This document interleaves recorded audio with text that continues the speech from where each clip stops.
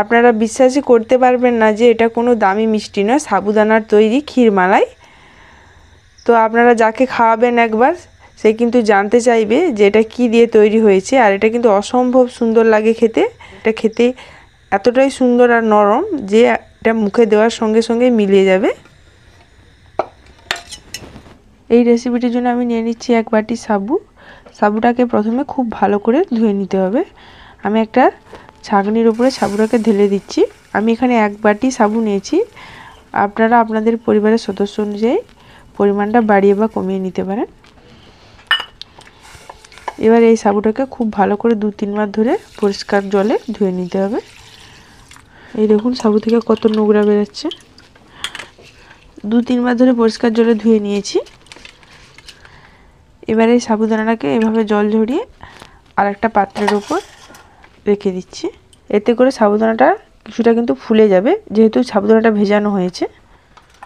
সাবুদানাগুলো দেখুন কত সুন্দরভাবে জল ঝরে গেছে। এবার আমি এই সাবুদানাগুলোকে মেখে নেব। এগুলোকে আমি একটা পাত্রে ঢেলে নিয়েছি। এর মধ্যে দিয়ে দিচ্ছি আমি 1 চামচ পরিমাণে চিনি আর অল্প করে লবণ দেব। যেহেতু এটা সাবুদানার মিষ্টি বানাবো, তো এখানে আপনারা লবণটা স্কিপ করেও যেতে পারেন, নাও দিতে পারেন। অল্প করে দিয়ে দিচ্ছি লবণ। এবার সাবুদানা, চিনি আর লবণটাকে খুব ভালোভাবে মিশিয়ে নেব। এই দেখুন এরকম খুব ভালোভাবে একটু মেখে নিতে হবে। এই দেখুন আমি সাবুটাকে মেখে নিয়েছি যতটা সম্ভব পারা যায়। তো আমি এখানে 1.5 থেকে 2 মিনিট ধরে মেখে নিয়েছি। দানা দানা ভাব কিন্তু আছে, সম্পূর্ণ কিন্তু স্মুথ হয়নি। এবার আমি এগুলোকে ছোট ছোট করে বলের আকার দিয়ে দেব। হাতটা আমি ধুয়ে নিচ্ছি। এই দেখুন এবার আমি সাবুদানাগুলোকে গোল গোল করে পাকিয়ে নেব। একটা হাত দিয়ে করেছিলাম, দেখছিলাম যে হয় নাকি। কত সুন্দরভাবে কিন্তু গোল করা যাচ্ছে। আমি একটা এভাবে চামচ নিয়েছি, চামচের মাপে আমি শেপ দিয়ে দেবো। তাহলে কি হবে, দেখতে একই রকম লাগবে। আর হাতে একটু তেল মাখিয়ে নিয়েছি। চাইলে আপনারা ঘি বা সাদা তেল যে কোনো একটা মাখিয়ে নেবেন, দিয়ে এরকম দেখুন শেপ করে দেবেন। তাহলে হাতে আর জড়বে না। এইভাবে আমি ছোট ছোট করে গোল গোল করে পাকিয়ে নেব।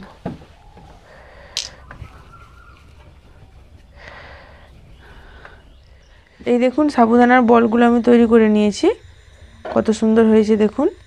এবার আমি এগুলোকে দুধে সেদ্ধ করে নেব। সেজন্য আমি একটা কড়ায় দুধ বসিয়ে দিচ্ছি। এখানে আমি 1 লিটার দুধ দিয়ে দিচ্ছি। দুধটাকে প্রথমে খুব ভালো করে একটু গরম করে নিচ্ছি। আমি এখানে একটা 10 টাকা দামের আমুল দুধের প্যাকেট দিয়ে দিচ্ছি। দুধটা হালকা গরম হয়ে গেছে। এইবার আমি আমুল দুধটাকে অল্প অল্প দেব আর মেশাতে থাকবো। তাহলে কিন্তু আমুল দুধটা খুব ভালোভাবে মিশে যাবে। একসঙ্গে দিলে কি হবে, দলা পাকিয়ে যাবে। এর সঙ্গে আমুল দুধটা দিলে আমুল দুধের একটা আলাদাই টেস্ট আসবে, সেজন্য আমুল দুধটা দিচ্ছি। আপনারা যদি না দিতে চান তাহলে এটা স্কিপ করেও যেতে পারেন। দুধটাকে একটু জাল করে প্রথমে ঘন করে নিচ্ছি, তারপর আমি সাবুদানার বলগুলোকে ছাড়বো। এবার আমি সাবুদানার বলগুলোকে মিডিয়াম আঁচে রেখে দিয়ে দেব।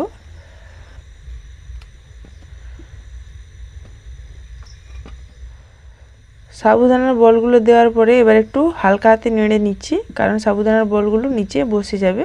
এই দেখুন সাবুদানার বলগুলো যত সেদ্ধ হয়ে যাচ্ছে, দেখুন উপর থেকে দেখুন কত সুন্দর ভেসে উঠে যাচ্ছে। এটাকে কিন্তু 10 থেকে 15 মিনিট ধরে রান্না করে নিতে হবে। আর সাবুদানার বলগুলো যখন সেদ্ধ হবে সেই অবস্থায় কিন্তু বলগুলো প্রচুর নরম থাকে। আস্তে আস্তে চামচ দিয়ে এভাবে নাড়াতে হবে, খুব বেশি জোরে নাড়াবেন না, তাহলে ভেঙে যাবে। এই দেখুন কত সুন্দর ভেসে উপরে উঠে এসে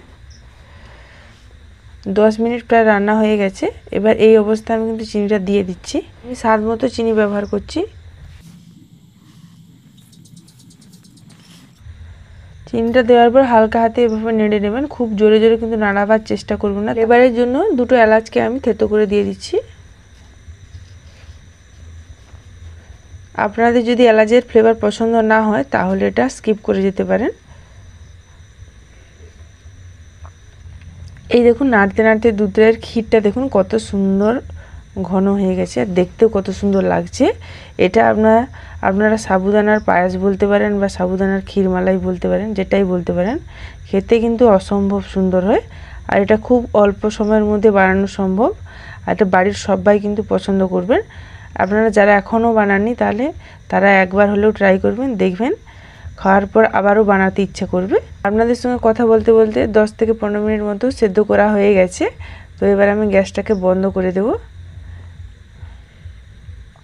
এই দেখুন সাবুদানার রসমালাইগুলো কত সুন্দর হয়েছে, একদম কাঁচের মতো জলসা কালার এসছে। দেখুন এগুলোকে আপনারা কাঁচের পায়েসও নাম দিতে পারেন, যার যেটা ভালো লাগবে সেটা করতে পারেন। দেখুন কত সুন্দর হয়েছে, অসম্ভব সুন্দর। আর এগুলো কিন্তু একদম ভেতর থেকে নরম, আর মুখে দিলেই কিন্তু খাওয়ার সঙ্গে সঙ্গেই মিলিয়ে যাবে।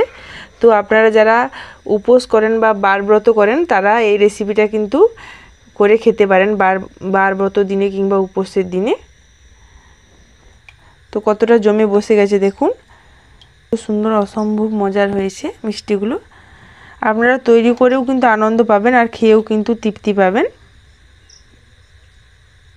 দুধে যে পাতলা করে একটু রাখবেন, দেখবেন যখন ঠান্ডা হওয়ার সঙ্গে সঙ্গে কিন্তু এরকম বসে যাচ্ছে আর ক্ষীরের মতো হয়ে যাচ্ছে। এই দেখুন কতটা নরম হয়েছে, আপনারা দেখেই বুঝতে পারছেন। আর এটা কিন্তু মুখে দেওয়ার সঙ্গে সঙ্গে একদম মিলিয়ে যাবে। এটা আপনারা ফ্রিজে রেখে ঠান্ডা করে খাবেন, তাহলে খেতে কিন্তু দুর্দান্ত লাগবে। তো অবশ্যই এটাকে আগে রুম টেম্পারেচারে আনতে হবে, তারপরে কিন্তু ফ্রিজে রাখবেন। গরম গরম অবস্থায় ফ্রিজের মধ্যে রাখবেন না। এর উপরে আমি একটু বাদামের কুচি ছড়িয়ে দিচ্ছি। আপনারা যে বাদামটা পছন্দ করেন সেটা মিশিয়ে দিতে পারেন, কিংবা কেশরও দিতে পারেন, আরও দেখতে ভালো লাগবে। আজকে আমার সাবুদানার ক্ষীরমালাই রেসিপিটি আপনাদের কেমন লাগলো তা আপনারা অবশ্যই কমেন্টে জানাতে ভুলবেন না। আর যদি ভালো লেগে থাকে তাহলে আমার এই ছোট্ট চ্যানেলটিকে লাইক, শেয়ার ও সাবস্ক্রাইব করে পাশে থাকবেন। দেখা হচ্ছে আবারও একটা নতুন রেসিপি নিয়ে। আপনারা সবাই ভালো থাকুন, সুস্থ থাকুন, সাবধানে থাকুন। ধন্যবাদ। রাধে রাধে।